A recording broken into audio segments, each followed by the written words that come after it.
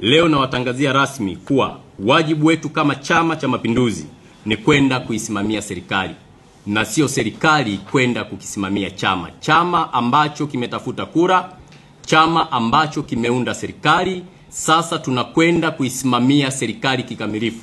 Na ndio maana awali nimesema wateuliwa wote waende wakawajibike, kwa sababu chama hakita sita kumchukulia hatua kiongozi yoyote wa serikali, awe mteuliwa awe mchaguliwa, ambaye atakwenda kufanya kazi kwa maslahi yake binafsi. Chama cha Mapinduzi kitakwenda kuchukua hatua.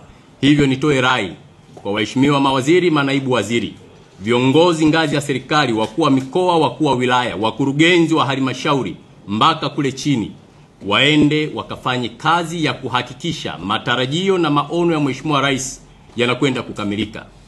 Mtu asiende ofisini akafanya kazi zake binafsi, akajiangalia yeye na kuacha dhamana ambayo amepewa. Hivyo chama kitachukua hatua kali kwa watendaji wote wazembe ambao watakao bainika. Lakini pia chama hakita sita kuwachukulia hatua viongozi wa serikali ambao ni wavivu, wazembe na watakaoendeleza au watakaoendekeza tamaa za rushwa.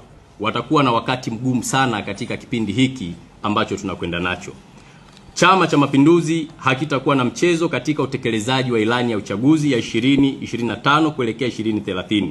Serikali hii ni serikali ya Chama cha Mapinduzi, hivyo kila ambacho Watanzania walihaidiwa lazima kitekelezwe. Kama chama tunawaambia viongozi wa umma wawajibike ipasavyo. Lakini pia kila hatua tutakwenda kuweka vipimo vya utendaji kazi wa viongozi wa serikali.